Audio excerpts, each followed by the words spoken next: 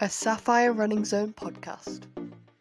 Hi everyone, this is Tim from the Sapphire Running Zone, and this is another in our training and fundraising support podcast. And today I am joined by Andrew Ogierman from the Aspire charity, and we are going to be looking at setting goals. Now, Andrew not only works in the fundraising sector, so he looks after all the fundraising events for Aspire, including his London Marathon team, but he also is a fairly prolific runner. So he has run 100 half marathons. So setting goals is obviously something that's particularly important to Andrew. And what we're going to look at over 2 episodes, so this is episode 1, we're going to look at the importance of setting goals and how you set them. So we're going to base this on the SMART approach to setting goals. So 2 ways of looking at that. One, this is pretty smart, but the second is that for those that don't know, it's the acronym for specific, measurable, achievable, relevant, and time-bound goals. And this was developed by a gentleman called George T. Duran in 1981. And just reading a bit off Google, it's a SMART framework provides a systematic guide for setting goals that are clear, focused, and practical, helping to ensure that they are attainable and well-defined. Now, for a lot of us, setting goals in running can quite often just be limited to that very first goal. So whether it be running half marathon, a 5K, losing weight, a specific amount of weight, doing your first marathon, it's often about that. And that's very clear. That is your goal. But it's what comes next, which is particularly important because a lot of people just do not have subsequent goals or targets. And it is really important to have a series of these over time. And it might be, if you're focusing on weight loss, it might be an amount of weight that you're targeting over a certain time frame. It might be that you do want to run a marathon, but actually you want to do a 5K, a 10K, a half. Before that, it's about which ones do you do? When do you do them? And in this first episode, Andrew and I are going to chat through his running background and how he set goals to get to that 100. It was a bit random at times, but as time went on, it was very clear that this approach to these SMART goals was really, really important. And then in the second episode, we're going to look at how he is setting goals post the 100, because obviously the more and more you do, sometimes it can be quite hard to keep that motivation going, and getting goals set is especially important for that motivation. So welcome, Andrew, and just talk us through the background to this, when you did your first run and where it all went from there. Okay, so my first half marathon was the Great North Run in, I'm going to say October 2001. I think they were a little later in the year at the time. It was certainly the end of September, rather than as it is this year, this coming weekend. So the first one was way back then, what's that, 24 years ago. And I think, like a lot of people, when I crossed the finish line at South Shields, that was kind of it. I'd done my half marathon. I was utterly incomprehensible as to how people could run a marathon, because that was twice as far as I had just lumbered my way from Newcastle. And that was kind of it. And then in the post came would you like to sign up for next year? And note there, I said in the post, because that is how they did used to recruit, even as recently as 24 years ago. And I signed up. So that became half marathon number 2 a year later. And I think it was not until the 3rd year that I thought, well, blimey, there's other half marathons out there. And please don't ask me what the first one I did other than a Great North Run was. Stab in the dark, maybe Reading, which is a local one to me, but I'd need to look it up to be certain. And then over the course of the years, I experimented with other half marathons around the country, around the world. And I suppose at some point beyond 60 or 70 halves, there became a bit of a looming goal of 3 figures as far as getting to that 100th was concerned. But sort of if not an evolution by accident, I think evolution by design might be too strong a way of putting it as well. Somewhere between accident and design. Great stuff. So we did a separate podcast with Andrew on our Runner Stories channel when he had done 99 and was about to run his 100. So have a listen to that one, and there's lots of detail. So just quickly tell us about that 100th event at London Landmarks back in April, Andrew, and then we'll talk specifically about goal setting. Yeah, so it was, I mean, for me, obviously a memorable day. It's not every day of the week you get to 100 halves. Although you then see people at these events who've done 100 marathons. I don't know whether to kick them in the shins or shake them by the hand, quite frankly, because I think 100 halves is more than an achievement, but obviously it's quite literally half the achievement of 100 marathons. I know a lot of people love the Landmarks half. It gets huge rave reviews. I have to say it didn't truly work for me personally, and I stress me personally. I'm not going to go into any great detail as to why it wasn't ideal for me. A couple of little things. I felt the loos were a long way from the start. And obviously, by the time you've then walked half, 3/4 of a mile to the start and the associated time, the next thing you want to do is go to the loo. So it was little things like that, logistics on the day. And I personally found the course winding its way around London and then winding round the same bits and then winding round the bits you've done before, it drove me potty. It really did.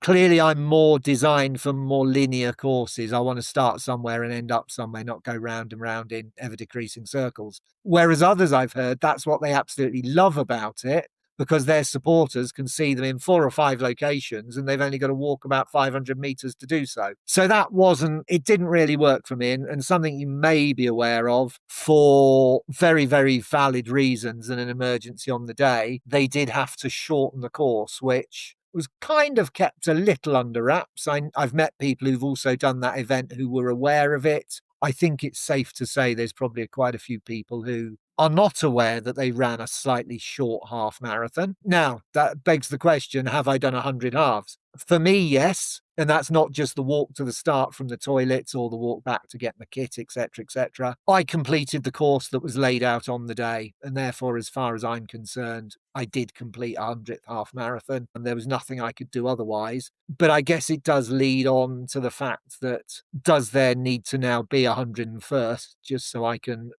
formally tick the box? One thing I have to say from a positive point of view, because as I say, I know literally thousands of people love the event. For me, the highlight of the day was as I crossed the finish line, there was a row of people giving medals out. Some of them were pearly kings and queens. Obviously, there's a great London theme to the event. And they had a couple of Chelsea pensioners. And I made a point of going to one of the Chelsea pensioners. And as he handed over my medal, he kind of said, have you done this before? And I kind of said, yeah, 1 or 2.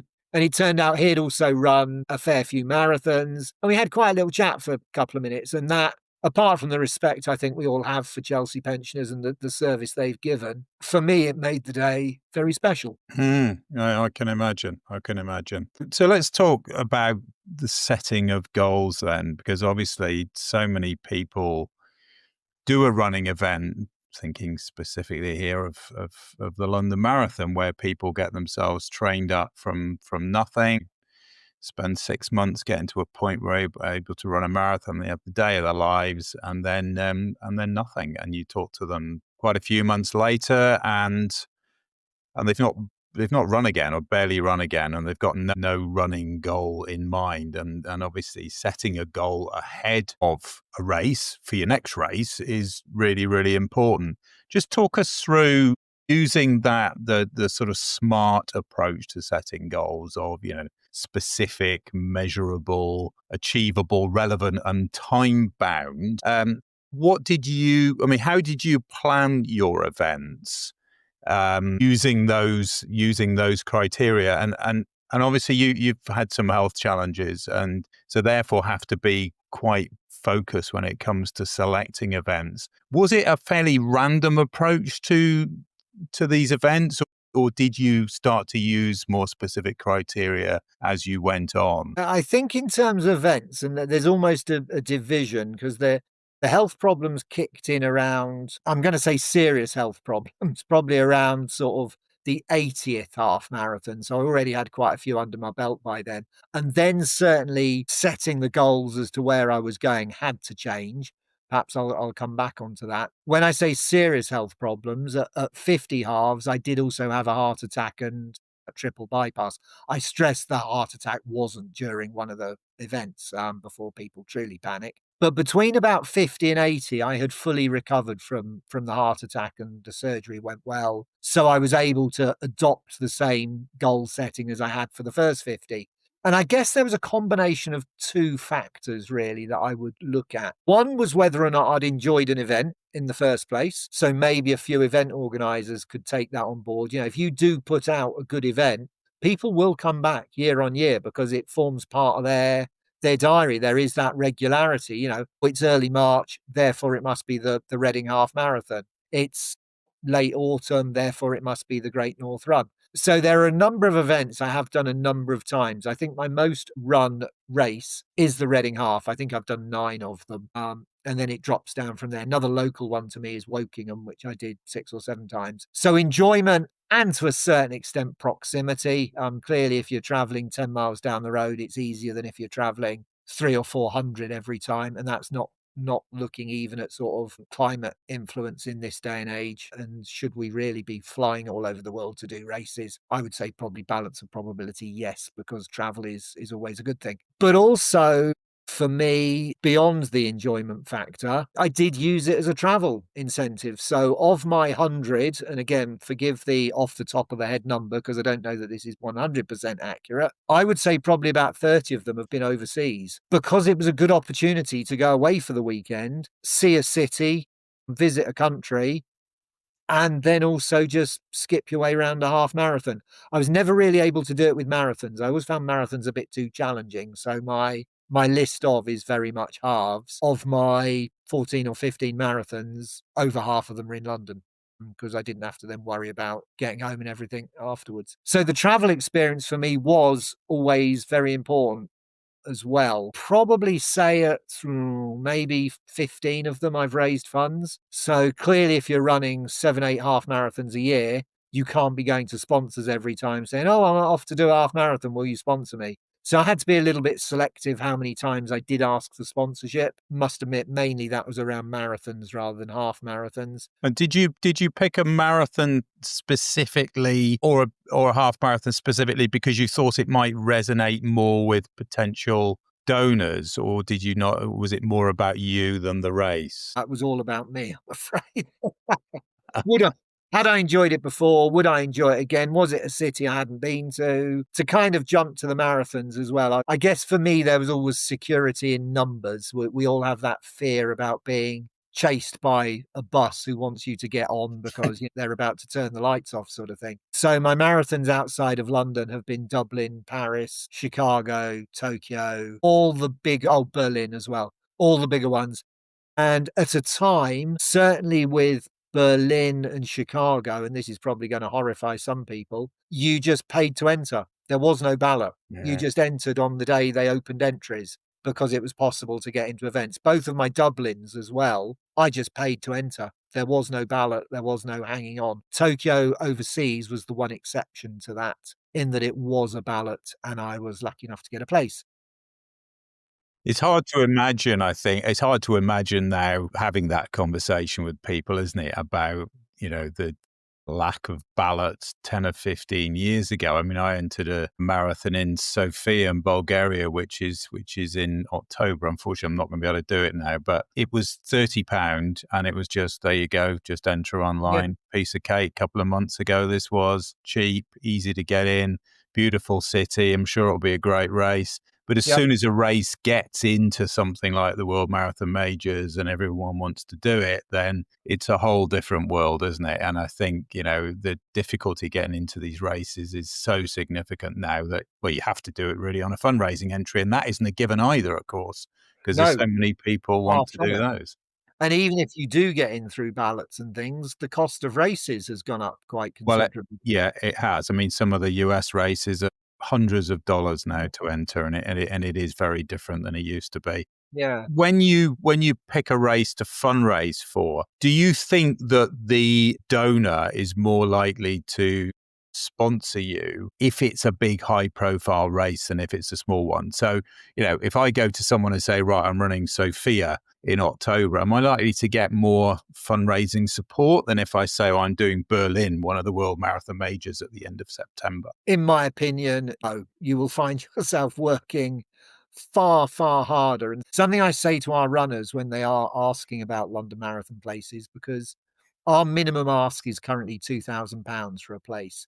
And that's a lot of money. I'm not going to, deny that or say, oh yeah, small change, you'll get there really easily. For most people, a target of 2,000 is quite a lot. But something I say to them is the moment you go to your friends and say, I'm running London, because as an event, it is so in the public consciousness, kind of people are used to being asked for sponsorship by other people for the London Marathon, but it is now a national event. It's up there in the spring with the Grand National, with the FA Cup semi-finals. For that Sunday in London, you are part of a massive international sporting event. It becomes a lot easier to fundraise. Your friends will be more generous. Ironically, we've over the years had one or two people also run the Paris Marathon, which is a week or 2 weeks before London in most years. And I know people there, they've gone to their friends and said, I'm doing the Paris Marathon. And their friends have said, oh, how far's the Paris Marathon?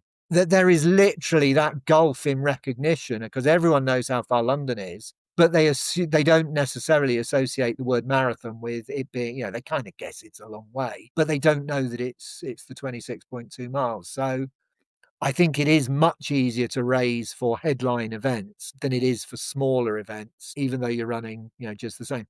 That said, to the right fundraiser, obviously, if they are particularly committed to a cause and they start organising quizzes and barbecues and other events, then the sponsorship comes in, it's a different source. But the straight, I'm doing this, will you sponsor me?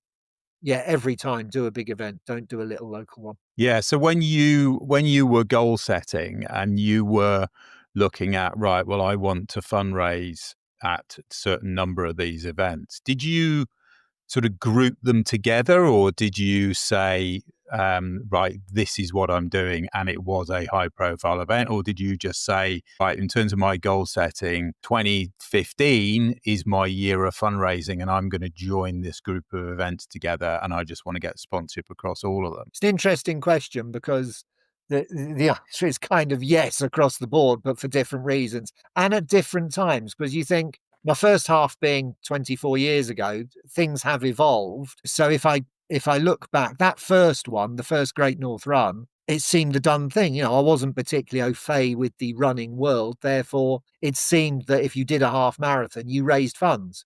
There wasn't a concept that you would run a race, get to the finish line and go home. So the first 2, maybe 3 Great North Runs, yes, I did fundraise at, because that seemed the way to do it. They were my places though, so they weren't obtained through a charity. They were simply obtained because after each year, Great North Run would email me, write to me, whatever it was, and say, would you like to do next year's sign up by? So I was running using my own places, hence I didn't have any obligatory commitment. The first time I did take on a minimum fundraising was in 2004 at the London Marathon.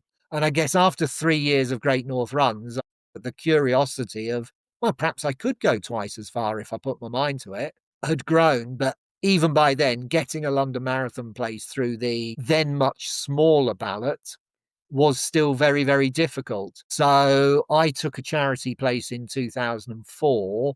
I'm going to say I pledged to raise about 1,100, whatever it was at the time. And I then, of course, having said that, I so loved the 2004 experience that in 2005, I also took another charity place, but for a different charity. So the first one was for a charity I then worked for, which was a motor trade benevolent fund. I was still there the following year, but I felt I can't really take another place because that'd be 2 years running and we've only got 5. So I thought, where can I have some sort of empathy with? And I ran for the RNIB because I felt that sight loss would be so devastating to me, who've grown up with sight. To then suddenly you lose your sight in your late 30s would be just horrific. So I ran for them. The target was a little bit higher, but I was able to hit it. I exceeded by less than I had the previous year, if you're still with me on the maths.